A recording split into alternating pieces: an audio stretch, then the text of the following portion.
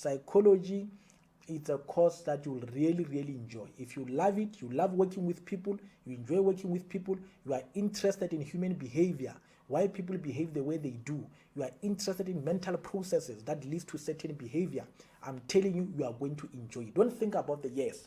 What I can tell you, I've been a psychologist for many years now. You'll never regret it.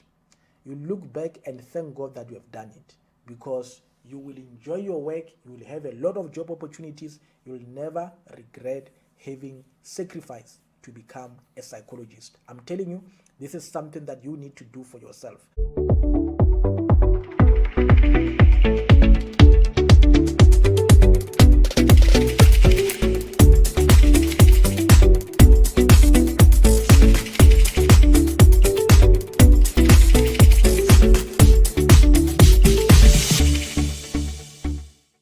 Hi friends, welcome and thank you for joining me. This is Dr. T, and I want to talk to you today about a question that I've received a lot, and obviously these are people who are interested in psychology.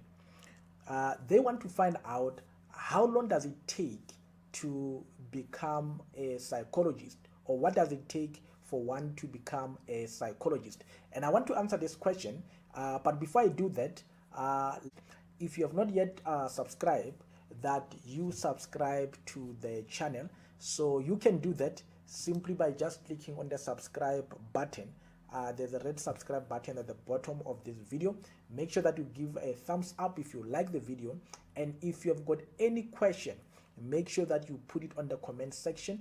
And if you have got any comment or whatever that you want to share on how these videos are assisting you, please put it on the comment section as well. If there's anything that you'd like us to tackle and look at, also add that on the comment section. Your feedback on the comment section is what helps me to know what kind of video that we need to do for this channel and what areas of need do you want us to tackle.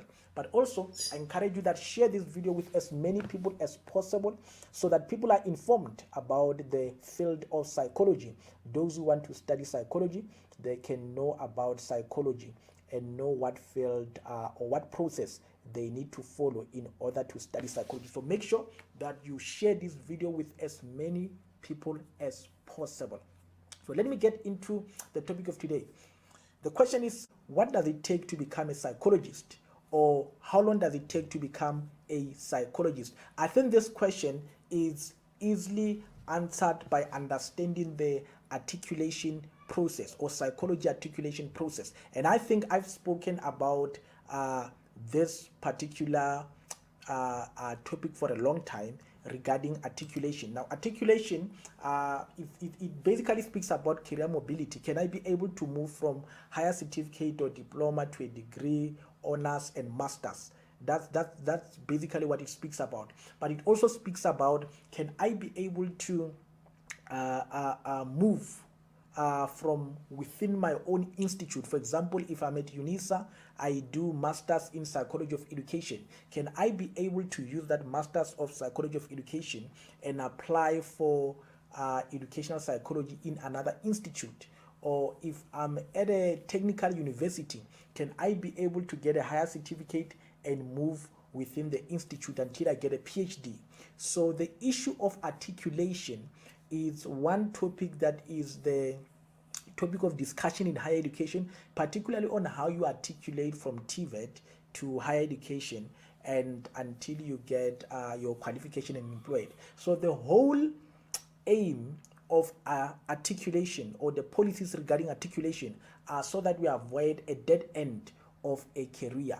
A career should be able to lead you to a qualification and ultimately to an employment. So articulation address those particular issues so that there are no gaps in the process of you getting your qualification.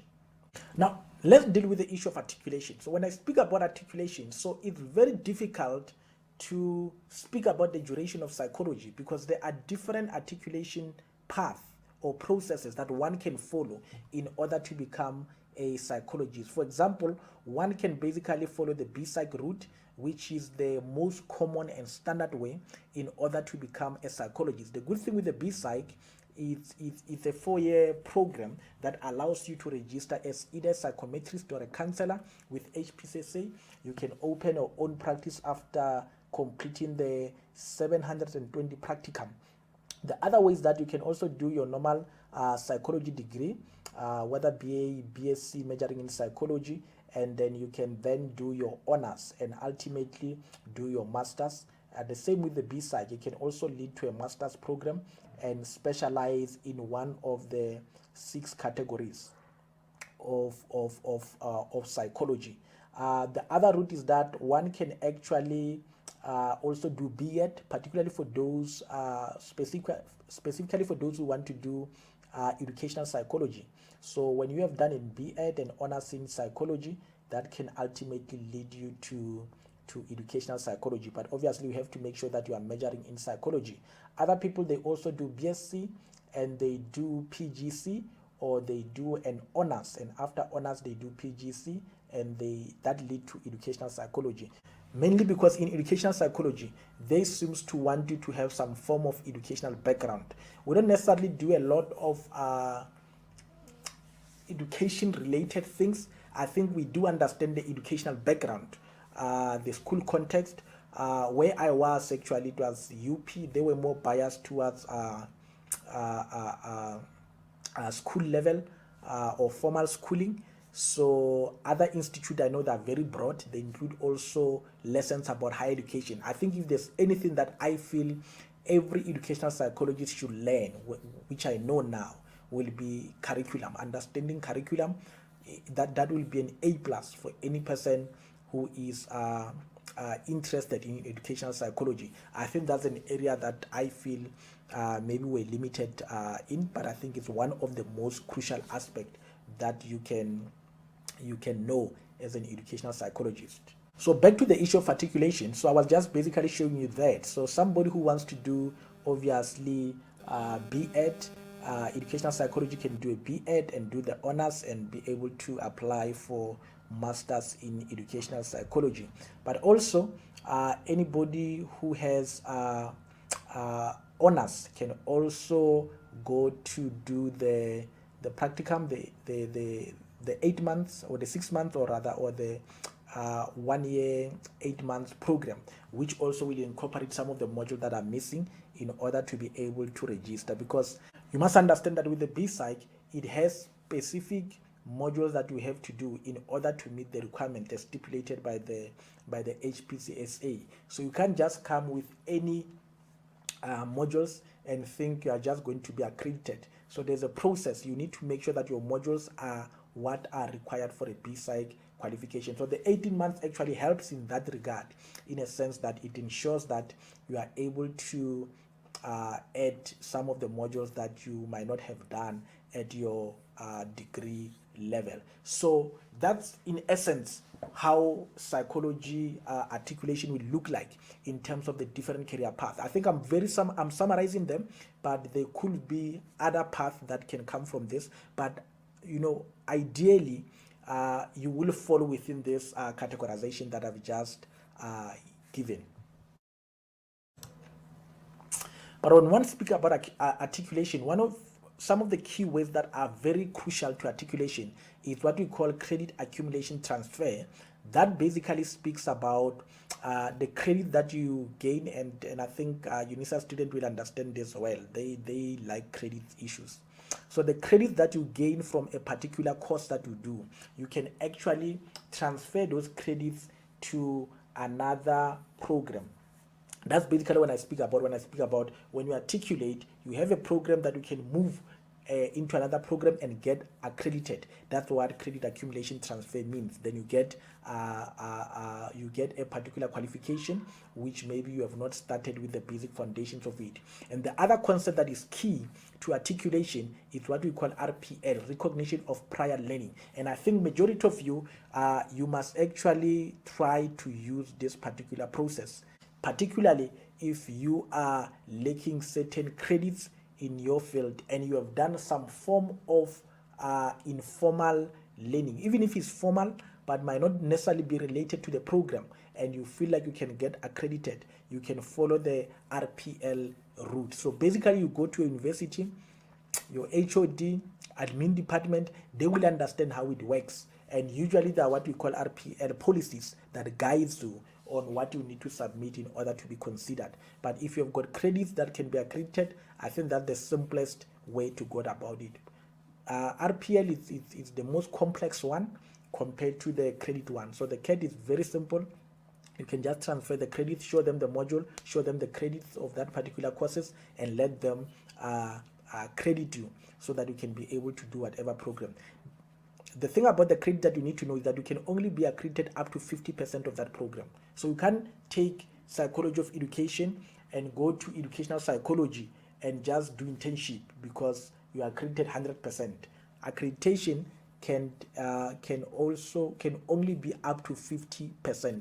You still need to do some form of 50% of that particular program for you to be awarded the program by the university. So just be aware of that. There's a cap in terms of credits that you can transfer into a particular program. This also raises another issue that I hear people speak about when they say, can I do psychology part-time? And I usually answer that question to say yes and no. Yes, in a sense that, at an undergraduate level and at UNISA, people do psychology, a degree, you do it part-time or distance education rather, so you can be at home, you can be working while you are doing your degree. But no, in a sense that at a master's level, you won't get away with it. Master's level and honors, I think, you have some honors that they do them over a 2-year period, but at a master's level, it's impossible. You can't, because there are requirements from HPSYCHOLOGIST. There are requirements of it to be face-to-face. There's a coursework that you need to do. And this coursework, you can't go, there's no way around it. You have to do it according to the requirements of HPSYCHOLOGIST so that you can be able to meet the requirement to register as a psychologist. And also the practical aspect of it that you need to meet. So the practicum, you cannot do them your own way. They will tell you they want 6 months full-time, 720 hours, or you do it part-time over a year period. But you have to do them face-to-face, be there practically for you to be able to meet those particular requirements. So it will be difficult for you to complete and become a psychologist studying online. It's not possible. It's not possible, not in South Africa. Maybe somewhere else, I don't know, but not in South Africa. It's going to be impossible to do that. Psychology is a professional qualification. So there are requirements from the profession. HPSYCHOLOGIST has got requirements that you need to meet in order to qualify as a psychologist. So you cannot go around those particular requirements. You need to make sure that you meet them in order to become a psychologist. So for undergraduate, yes, you can do online like at your UNISA distance education, but watch the video I've done where I spoke about distance education, where I talk about some advantages and disadvantages of distance education. Check that out. So you can do an undergraduate at that level. However, there are challenges that surround distance education that you need to check out. So undergrad, yes, but when it goes to postgraduate, is going to be very difficult. I remember when I was doing my honors and master's level at educational psychology in the past, I think the idea behind it is for people who come from teaching. So ordinarily, people who were teachers will follow educational psychology when they want to advance in their career. But so psychology was all our classes. Our lectures were from, I think, 2:30, if I remember correctly. 2:30 or 4, I can't remember, but they were tailored in such a way that you can teach and go to class. So most of the people in my class, either they were coming from a teaching background or they were working at a school, or some of them you find they are counselors, they are working at a school during the day. After 2:30 they come to class. So people were able to do it in that way. Other people, they did it over 2 years for honors part-time so that they can be able to manage the workload. But when it comes to masters, it becomes a bit difficult, but we're also attending in the same way. After 2 o'clock, I think maybe that could be the reason why then, I think our masters was about, I think it was about 2 years. Ideally masters coursework should be 1 year, it should be done. next year you should actually be able, the following year you should be able to start with your research and internship. So sometimes having this part-time in between, and part-time I don't mean you don't go to class, I mean you might not attend as often as people are doing full-time. You might have some form of contact session that you have in between, but you are still going to be in class. So that also delay the process of you qualifying as a psychologist. Remember also there's a time frame that they give you to qualify as a psychologist, to finish with your board exam, to finish with your internship, to finish with your research. So you can't just do it without ending. So you need to make sure that you sacrifice some time and focus. Masters, within 1 year, 6 months, you are done with all the academic requirements regarding the coursework. Then the rest of the things you do them, it's like a job. I mean, you are doing your internship. Internship, it's like you are working full time, 40 hours a week. So you just sacrifice that 1 year in order to get the masters. So that's all you have to sacrifice, just to make sure that you complete your masters. So in simple term, psychology now, if I were to break it down, to simplify it for you, to show you how long it takes to become a psychologist, I think this slide will summarize it in order for you to understand it better. So that's the duration in simple terms. That's actually what it takes to become a psychologist. So what it will take you will need either an undergraduate degree, 3-year degree, or you do a PSYCH qualification, which is an NQF8. It's equivalent to an honors that comes out with a 6 months practicum or 12 months part-time. So, or after a degree, you do a psychology honors. So both of these two are equivalent. So, but this one, obviously an academic one, will not allow you to register as a counselor. So you will need to do the equivalent PSYCH if you want to register as a counselor or a psychometrist. And when you finish at NQF level 8, you go to a master's program. Obviously, there's a selection process that you go through in order to be selected. So you do the master's program. After the master's, you need to do 1 year internship. And during this period as well, you should also be able to complete a research project in line with your professional qualification. And after the internship, you need to write the board exam. Board exam is just one exam sitting that you complete that asks you about certain aspect about psychology, and you need to write that, pass it. I think the pass mark, I can't remember, I think that's 70%, if not 75, to pass. So I know when I speak this, some people say, oh, we couldn't get 65 for honors, how will we get 70 for board exam? Listen, when you are there, it's not as difficult as it sounds. Remember, by that time, you have been in an internship for the whole year. You have been working as a psychology intern. So whatever they ask you is part of your work as a psychologist. So don't take it with the mentality of you struggling to get 65 at honors or at master's level. They're asking you about what you do, the profession. And I will say, if you are really serious about psychology, while you are still at undergraduate level, learn about psychology. Be immersed in it. When you get to honors, learn about psychology. I've showed in some videos, I did a lot of videos on psychology. HPCSA website, go there, learn about psychology, check about it. On the website, read about psychology, be interested in psychology, engage with people like us who like psychology. The more you engage in psychology, the more it becomes easy for you when you get into, the higher you go in psychology. So the board exam, it is challenging, but it's not impossible to pass. Watch, there's a video that I've done where I speak about why you should follow a career in psychology. Watch that video where I speak about career in psychology. I explain about the board exam, the pass rate in psychology, how many people pass a year, careers in psychology. It's a very informative video. Check that video that speaks about career in psychology. It's a very, very informative video. It will help you understand the field, the number of people in psychology. So don't stress about the board exam, the demand of the marks. I can assure you, I've passed it. All psychologists have passed it. So you are not an exception. Even you can pass it. I'm telling you, you can pass it. It's not a difficult exam that it needs to stress you, you know. So it's not, it might not even be as difficult as the one that you have written already. So don't stress about it. You are going to pass it.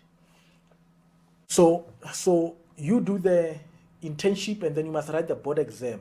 And then after that, you now register as a psychologist. If you are doing clinical, you need to add a year of community service after that before you can register as a psychologist. That's just the added thing to clinical psychology. The good thing, you don't need a PhD to become a psychologist. A PhD is not a requirement for you to become a psychologist. You can do it if you want it, but it's not a requirement. So masters in terms of academic work is as far as it is required for you to become a psychologist. So all in all, you will have studied for about let's say about 6 to 7 years to become a psychologist. I know when I speak it like that, some people get scared. Oh, 7 years of study. Let me tell you, it doesn't feel like that when you are in it, because anyway, everybody does a degree which is 3 years. So ours is 4 years, but you can also do a degree and do the honors. By the time you get to honors level, remember, you can be working part-time, you can be, doing some form of work within the institute. Nothing prevents you from doing some form of work. So it doesn't feel like it's just, you full-time studying and doing nothing. But even if it was, I mean, medical students, they do that. 5-6 years, they're in a class studying. I mean, but the practical aspect that gets involved in the process make it feel like you are working. By the time you do internship, you are working, So don't feel like it's a very long and lonely road. It's not like that at all. I'm telling you, psychology is a course that you'll really, really enjoy. If you love it, you love working with people, you enjoy working with people, you are interested in human behavior, why people behave the way they do, you are interested in mental processes that leads to certain behavior, I'm telling you, you are going to enjoy it. Don't think about the years. What I can tell you, I've been a psychologist for many years now. You'll never regret it. You look back and thank God that you have done it, because you will enjoy your work, you will have a lot of job opportunities, you will never regret having sacrificed to become a psychologist. I'm telling you, this is something that you need to do for yourself. I've reviewed most of the courses in health professions. Imagine, medicine, they study as long as us, but I can assure you, in terms of the career opportunities that are there, we are very competitive. We also, we don't struggle in terms of job. In terms of salaries, we are also very competitive. See, there's a video I've done where I speak about a salary of a medical doctor and a salary of a psychologist. Look at them. I've done them to show you that don't ever think you are in a wrong career path. I mean, imagine you are waking up, all you do is to speak to people and help them deal with their issues. Imagine that. And some of you already do that without being paid. How about now coming to a profession that help you being paid for doing what you love? Already in your community, your friends tell you, hey, if I come to you, if I've got stress, I come to you. If I need something I need advice, I come to you. Already you are doing it. Nobody's paying you. Imagine if that is your career. Imagine that. So I think it's a very, very good profession. If you love it, I will say do anything in your power to get into it. Don't be discouraged by some of the challenges that exist. We know them, they exist, but every field has got its own challenges. So let them not discourage you from pursuing the career of your dream.